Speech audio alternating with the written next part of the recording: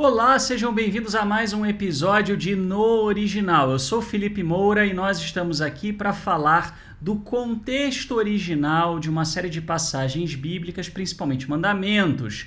Hoje nós vamos falar sobre o texto de não cobiçarás, o mandamento que ele acaba gerando em muita gente muito peso, muita sensação de culpa, né? E por isso a gente deve olhar para ele com um pouquinho mais de atenção. E essa série que a gente está trazendo aqui, ela tem por objetivo justamente explicar e elucidar como é que os primeiros leitores entendiam o texto bíblico, porque muitas vezes quando a gente vai ler a Bíblia hebraica, a partir de uma perspectiva do século 21, a partir de uma tradução, muita coisa se perde e o entendimento pode ser equivocado. Então vamos falar desse mandamento, não cobiçarás. No hebraico bíblico, lo tharmod, ou no hebraico moderno, lo tarmod. Não cobiçarás é a tradução que é a mais consagrada, mais comum, mas na realidade, se você for olhar para esse radical, para esse shoresh, né, que é heth mem daleth no hebraico bíblico, het mem dalet no hebraico moderno, né, nós temos que ele significa algo como você se deleitar em alguma coisa, né, ou tomar prazer naquilo, né? Então, literalmente, nós temos: não tomarás prazer na casa do teu próximo, não tomarás prazer na mulher do teu próximo, nem o seu servo, nem a sua serva, nem o seu boi, nem o seu jumento, nem coisa alguma do teu próximo. Muito bem.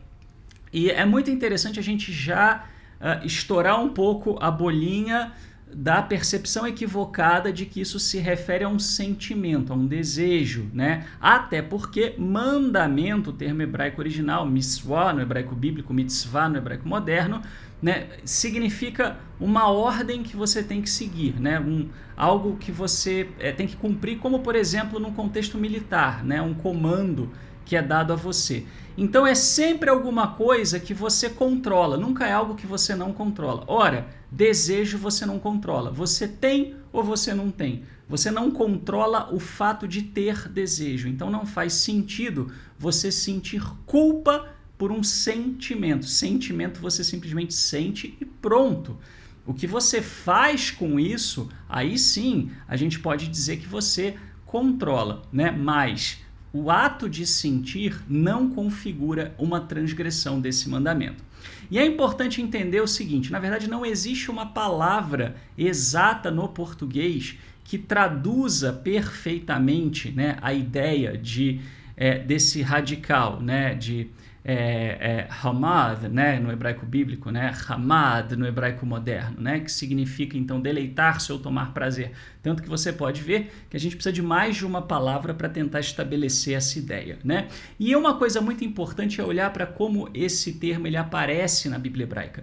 E ele nunca aparece se referindo exclusivamente a uma vontade, tá? Está sempre associado ao quê? A duas coisas, né? A uma sequência de eventos, a você nutrir e planejar alguma coisa em cima de um desejo. Então não é ter o desejo, né? Mas você pegar aquele desejo e você alimentar e nutrir e traçar planos, né, com aquele desejo.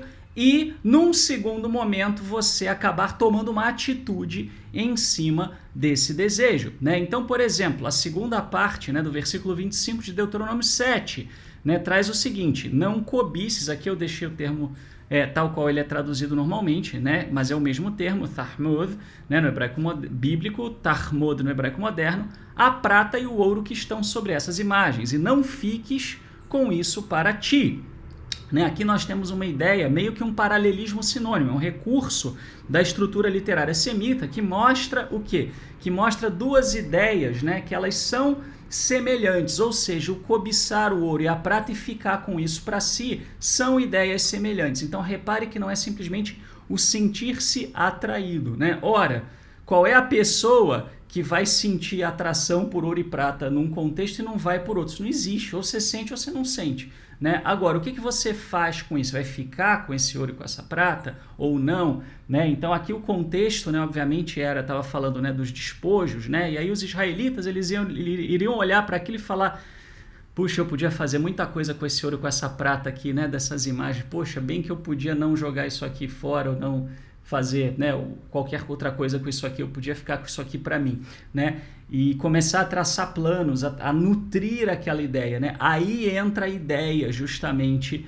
né, desse radical, né, que é Het Mem Dalet, tá? Então, vamos ver um outro exemplo, né? Josué 7:21, quando vi entre o despojo uma boa capa babilônica, uns 2,5 kg de prata, deixa eu arrumar a câmera aqui, e uma barra de ouro pesando mais de meio quilo, cobicei, né? Aqui eu tenho, né? Vaermdem, né? Assim, no hebraico bíblico, né?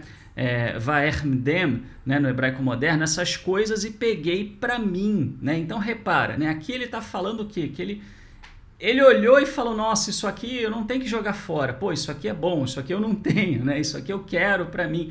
É muito mais do que sentir um desejo, observe, tá? Então, em todos os casos, tá, todos os casos de uso dessa expressão, uma ação, ou ela está explícita ou ela está implícita. Vamos olhar agora novamente aqui, né, para os exemplos que foram dados, tá? A Bíblia hebraica ela dá exemplo de coisas que as pessoas realmente tomavam umas das outras, em conflitos, em guerras, com falsidade, né? Então a casa do próximo, né? Então o próximo saía numa guerra, alguém ia lá e ocupava, né? Ou então invadia o território do próximo, mudava as fronteiras, né? Os marcos das fronteiras. A mulher do próximo, nós temos casos na Bíblia disso, né? Aliás, o caso de Davi, né? O caso de Davi com a mulher de Urias, né? E ele pagou um preço alto por isso, né? Então, não é que ele simplesmente olhou e falou, nossa, que mulher bonita, né? Puxa, né? Me deu calor, né? Não, né? Ele realmente planejou, o que será que eu faço aqui? Poxa, eu posso fazer isso, eu posso fazer aquilo, né? E fez um plano, e chegou, no caso até de Davi, a concretizar, né? O servo, a serva, mesma coisa, né? Muitas vezes eles eram tomados, eles eram capturados. O boi, o jumento, né? Muitas vezes estava lá pastando, alguém podia chegar e puxar para o seu rebanho, dizer, não, é meu, né? Ou qualquer outra coisa do próximo, né? Então, repara, né, que são coisas que concretamente a pessoa podia ir lá e tomar, né? Não era simplesmente assim, ai, nossa, puxa, fulano tem um emprego dos sonhos, né? Bem que eu podia ter um emprego assim. Olha, não cobice o emprego do... Não tem nada a ver com isso,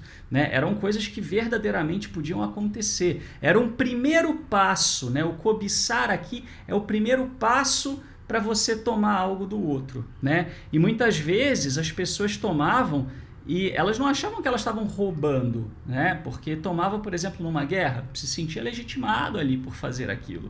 Ou armava toda uma circunstância, né, para poder tomar de uma forma que não parecesse um roubo, né? Ou tomar efetivo, como, por exemplo, o caso que eu citei aqui de Davi, né? Mas repare, vamos ver alguns exemplos de como está sempre uma ação, né? Aliás, já vimos, né, alguns exemplos de como está sempre a ação explícita, mas vamos ver também como muitas vezes está implícito, né? Alguém poderia falar, Felipe, mas tem casos que não aparece a ação, mas a ação está implícita. Repara, Êxodo 34:24, porque expulsarei as nações diante de vós e aumentarei o seu território.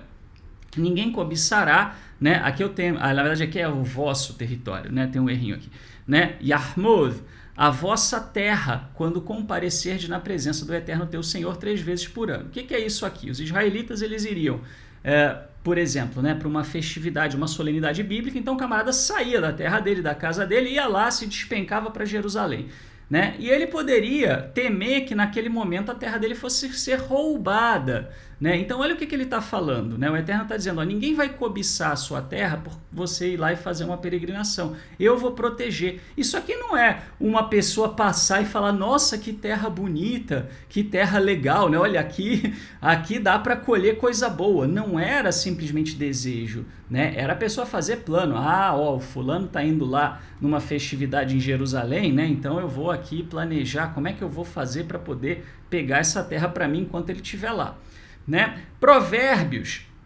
capítulo 6, versículo 25, eles o protegerão da mulher perversa e das lisonjas da mulher estranha, né? Estranha aqui pode ser estrangeira, né? Não cobices, né? Tarmod, né? No coração a sua formosura, nem te deixe seduzir pelo seu olhar, né? Aqui a mulher estrangeira, né, que poderia ser, né, aquela mulher que não, vamos dizer assim, né, podia levar o israelita a uma idolatria ou podia estar mal intencionada, enfim, né, aqui está falando de uma mulher traiçoeira, perversa mesmo, né? Então aqui repare que interessante, né? Qual é a ideia aqui? Não é simplesmente o cara olhar e falar, nossa, que mulher bonita, né? Não, era realmente ele cair vítima dessa mulher, né? Então, repare como tem um dado de concretude aqui. Ah, Felipe, mas está escrito no coração, então é sentimento. Não, coração, mais um exemplo de um termo que a gente entende mal, a gente entende errado, porque coração na Bíblia não é o que você sente, é o centro dos seus planos e pensamentos, né? Veja um exemplo, Provérbios 19, 21. Há muitos planos no coração do ser humano, mas o propósito do Eterno permanecerá. Repara que aqui não é sentimento, aqui é plano mesmo. Então, o que é esse não cobiçar, né? Eu olho para alguma coisa que eu desejei, lógico, né? Se eu não desejei, cidadão, eu não vou cobiçar, mas cobiçar não é desejar. Tá? Então eu olho para uma coisa que eu desejei e aí eu começo a alimentar planos, a fazer planos, a imaginar como é que eu faria para obter aquilo, como é que seria ter aquilo, o que eu posso fazer, o que está no meu caminho, que jeitinho eu posso dar, etc, etc. Tá? Então é muito mais ativo do que simplesmente ter um desejo. Tá? E aí eu trouxe para vocês aqui uma definição interessante, né, do professor, né, do Leonard Greenspoon. Ele foi quem escreveu o melhor estudo, né, sobre isso. Ele é professor de civilização judaica, né, na Creighton University, e ele diz assim, né, ele se questiona que palavra podia ser usada, né, porque no inglês também a palavra não expressa, é como cobiçar, não expressa bem a ideia.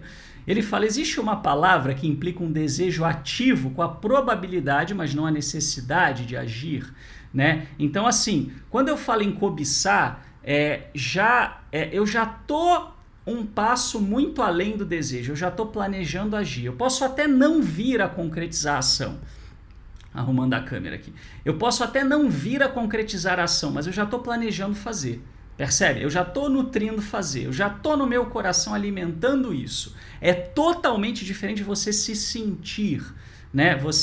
Então, assim, por exemplo, o seu vizinho tem um telefone que você olha e fala, nossa, eu queria um telefone assim. Isso não é cobiçar, isso não é um problema, né? Se o seu vizinho, né, de repente tem um carrão, tem um emprego maravilhoso, você fala, nossa, eu queria ter isso, tal. Isso não é cobiçar, né? Você até pode, a gente pode até discutir se isso é saudável ou não, se talvez você deveria ser grato, né, perante o Eterno pelo que você tem, mas aí é outro assunto. Repara, eu estou falando aqui eu não estou falando de todos os assuntos bíblicos que existem, eu estou falando especificamente de cobiçar. Isso é cobiçar? Não, né? Agora, quando você fala assim, nossa, né?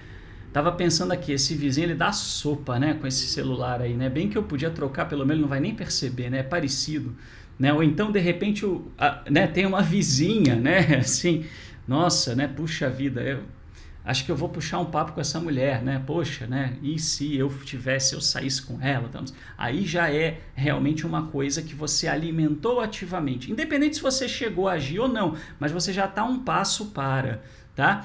É difícil você achar uma palavra única no português para expressar essa ideia no hebraico, né? Então isso tem a ver com o fato de que é outra cultura, é outra língua, né? Isso acontece com qualquer língua. Por exemplo, a palavra saudade no português não existe no inglês. Não existe palavra saudade. No inglês, para você falar que você está com saudade, você tem que usar uma frase, né? Você quer dizer, eu sinto sua falta. Não existe a palavra saudade, né? Então a gente tem que explicar com uma frase. Às vezes acontece isso com alguns termos bíblicos, né? Não é necessariamente que o tradutor está mal intencionado, é que é difícil mesmo, às vezes, traduzir. Tá? Então, por isso, a gente tem que estudar e a gente tem que entender. Né? Tahmod não significa sentir desejo. Também não significa admitir. Você não precisa ter vergonha de falar que você tem desejo de alguma coisa. Às vezes até precisa falar para não dar vazão.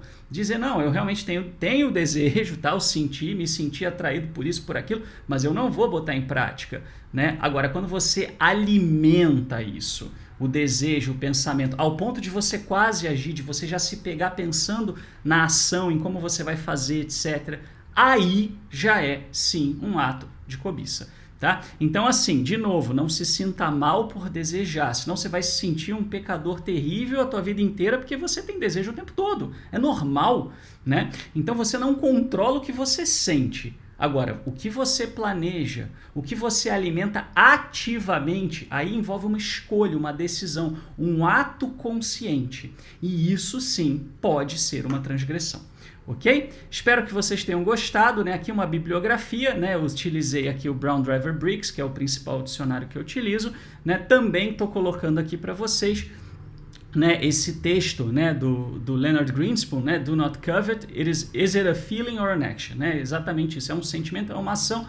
É um artigo que figurou na Mosaic Magazine, né, de fevereiro de 2018, ok? Espero que vocês tenham gostado. Se vocês gostam desse tipo de vídeo, se vocês apreciam esse tipo de material, a gente buscar o sentido original das escrituras, sem dogma, sem se preocupar com a questão religiosa. Religião, cada um tem a sua, né? Eu não estou aqui para poder convencer ninguém de absolutamente nada, apenas de enriquecer o seu conhecimento, a sua experiência, para que você possa extrair, né, cada vez mais coisas, né, e coisas melhores a partir da Bíblia hebraica. Se você acredita na importância desse trabalho, então valorize. Nós não temos outra fonte para fazer esse trabalho a não ser o apoio de cada um. E aqui está a nossa chave no Pix. Você não precisa ter o seu Pix cadastrado para fazer isso. Basta entrar no seu celular, utilizar, né, colocar que você quer fazer uma transferência pelo Pix, e a nossa chave é o e-mail, que também é o nosso e-mail de contato, universomonoteísta@gmail.com. Muito obrigado e até a próxima, se o Eterno assim nos permitir.